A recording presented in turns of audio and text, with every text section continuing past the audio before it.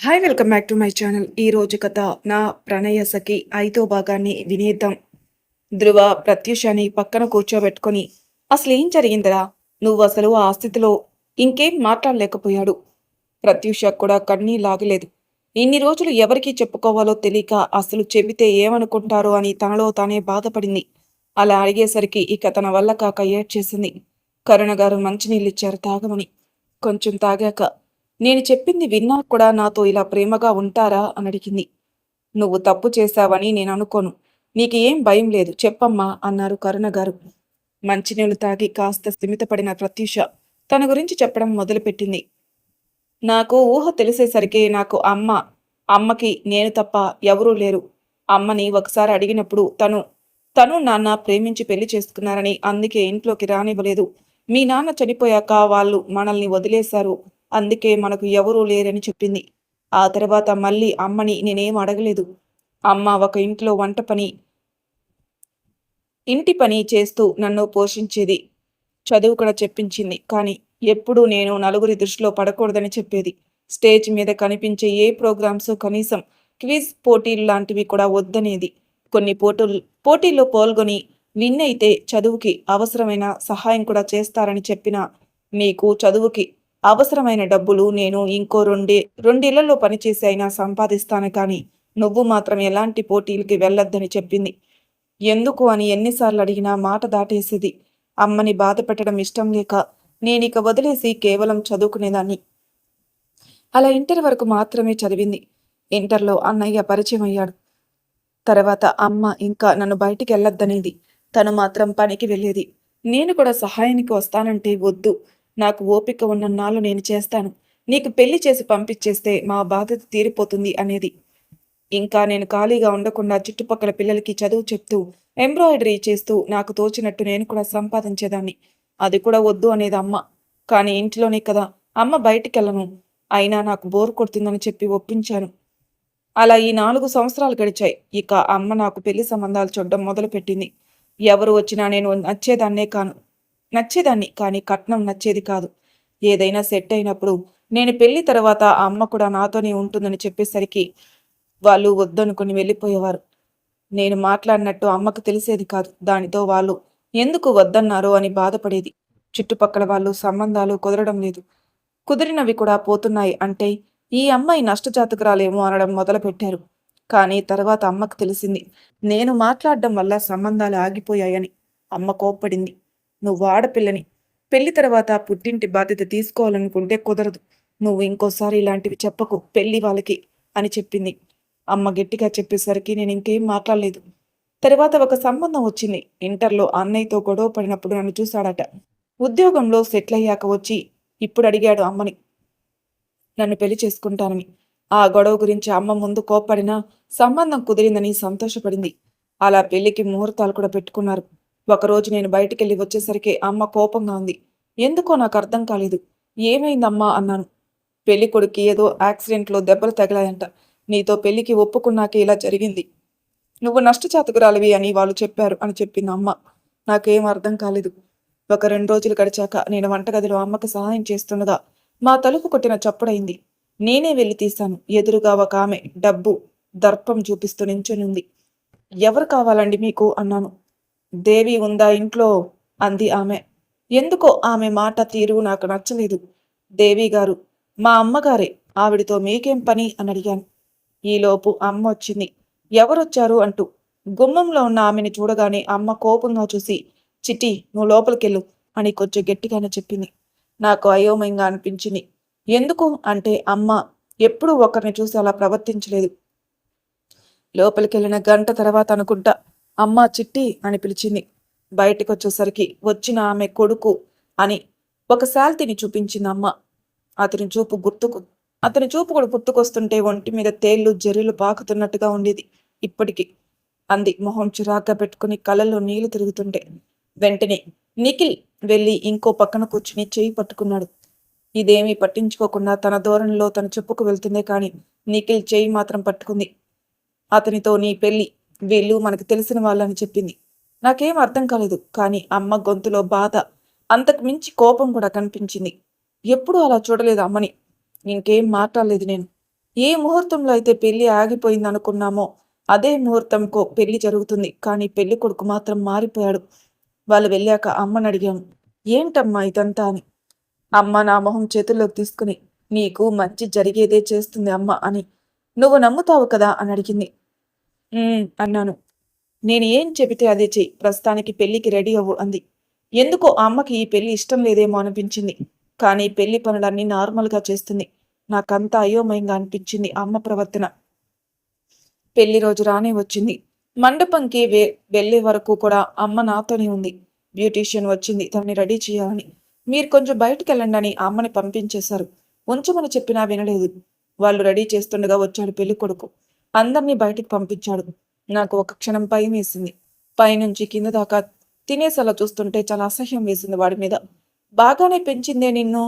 రోజూ అనుభవించినా తగ్గే అందం కాదు నీది. అయినా అబ్బా, నీ అందం చూస్తే పెళ్లి కన్నా ముందే శోభనం చేసుకోవాలనిపిస్తుంది.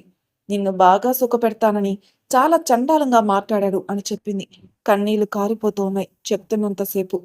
నిఖిల్కి ఆ మాటలు వింటుంటే కోపం పెరిగిపోయింది. ఆ కోపాన్ని కంట్రోల్ చేసుకుంటూ ఉన్నాడు అన్నట్టుగా పిడికిలు బిగించి పట్టుకునున్నాడు. చేతి నరాలు పైకి తేలి ఉబ్బిన ఈలోపు ప్రత్యూష కన్నీళ్లు చేతి మీద పడేసరికి కంట్రోల్ చేసుకున్నాడు కోపాన్ని. ఈలోపు వాళ్ళ అమ్మ వచ్చి, నీకిక్కడ పని ఏం పనిరా వెళ్ళు అని అతన్ని పంపించేసింది. నా కొడుకు గురించి గొప్పగా చెప్పడం కాదు గాని ఎంతమంది వచ్చారో పెళ్లి చేసుకోవడానికి. ఎవరైనా ఒక రాత్రికి మాత్రమే అన్నాడు కానీ నిన్ను మాత్రం పెళ్లి చేసుకుంటానన్నాడు అంది ఏదో ఘనకార్యం చేసినట్టు. అసహ్యంగా మొహం తిప్పుకుంటే, నిజం చెప్పాను నా కొడుకు గురించి, అందుకు సంతోషించు అంది. అలా పెళ్లి వరకు ఎదురు చూశాను కానీ అమ్మ రాలేదు. ఈలోపు పెళ్లి తంతు జరుగుతుంది నా ప్రమేయం లేకుండానే. అలాగే జీలకర్ర బెల్లం పెట్టించారు, మొత్తం జరిగింది అని నిఖిల్ వైపు తిరిగి, అప్పుడే మీరొచ్చారు అక్కడికి. తర్వాత జరిగింది మీకు తెలుసు అంది ప్రత్యూష. జరిగింది గుర్తుకొచ్చేసరికి నిఖిల్కి ఆవేశం వచ్చేసింది. ధ్రువ అతని భుజం మీద చెయ్యి వేశాడు, కంట్రోల్ అన్నట్టు. ఇంత బాధ మనసులో పెట్టుకుని నిన్ను తప్పు పడతామని ఎందుకు అనుకున్నావు అమ్మా అన్నారు కరుణ గారు. చెర్రీ కూడా, నాతో నవ్వుతూ ఉంటే ఇక్కడ అలవాటు అవ్వడానికి కొంచెం టైం పడుతుంది అనుకున్నాను కానీ ఇంత బాధ మనసులో దాచుకున్నావని అనుకోలేదు వదిన అంది. కరుణ గారిని పట్టుకుని ఏడ్చేసింది ప్రత్యూష. అంటే నేను నష్టజాతకురాలు అనుకుంటారేమో అని భయం వేసింది అంది ఏడుస్తూ. నువ్వు బంగారు తల్లివి, జరిగిన దానిలో నీ తప్పేముంది చెప్పు నిన్ననడానికి అన్నారు కరుణగారు. ప్రత్యూష ధ్రువ వైపు చూసి, అన్నయ్య అమ్మ ఎక్కడుందో తెలీదు, అసలు ప్రాణాలతో ఉంచారో లేదో కూడా తెలీదు, కుదిరితే అమ్మ గురించి కనుక్కోవా అంది. ధ్రువ కళ్ళు తుడుచుకుని, నువ్వు భయపడకురా, వాళ్ళే వచ్చి పెళ్లి గురించి మాట్లాడారు అంటే మీతో ఏదో అవసరం ఉండే ఉంటుంది కాబట్టి అమ్మని ఏమీ చేసుండరు. నువ్వు కంగారు పడుకు, నేను కనుక్కుంటాను అన్నాడు. నిఖిల్ వాళ్ళ అమ్మగారితో భోజనాల ఏర్పాట్లు చూడమ్మా చెప్పి పైకి వెళ్ళిపోతాడు. ప్రత్యూష అది చూసి ఇప్పటి వరకు చెప్పలేదని కోపం వచ్చిందేమో అనుకుంది. ధ్రువ మాత్రం వీడికి చాలా కోపం వచ్చినట్టుంది అనుకుంటున్నాడు. అందరూ ఫ్రెష్ అయి భోజనాలు చేశారు. సాయంత్రానికి ప్రత్యూష కాస్త సెట్ అయింది.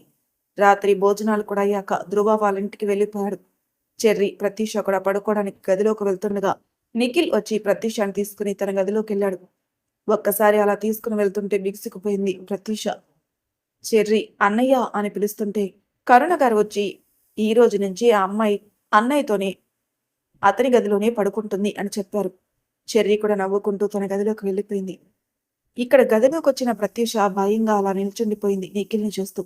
నిఖిల్ సోఫాలో కూర్చుని ప్రత్యూష వైపే చూస్తున్నాడు.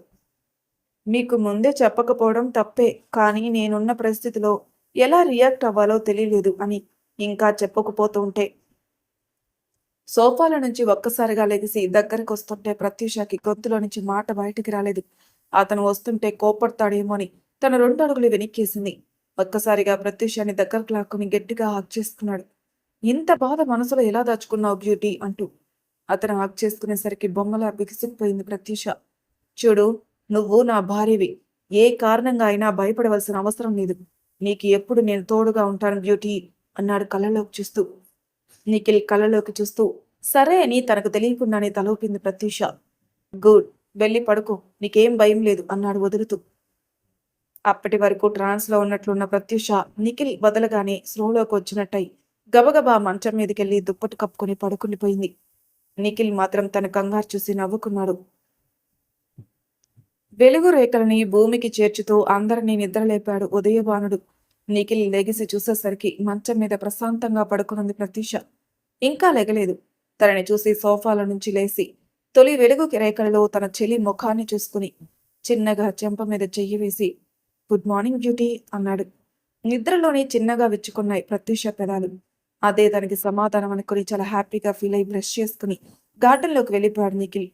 రోజు కనీసం గంటసేపు ఉదయించే సూర్యుడి వేడి ఒంటికి తగిలేలా వ్యాయామం చేయటం అలవాటు చిన్నతనం నుంచి. ఆ పనిలో బిజీగా ఉన్నాడిప్పుడు. నిఖిల్ వెళ్ళిన కాసేపటికి లేచింది ప్రత్యూష. గదిలో తను ఒక్కతే ఉంది.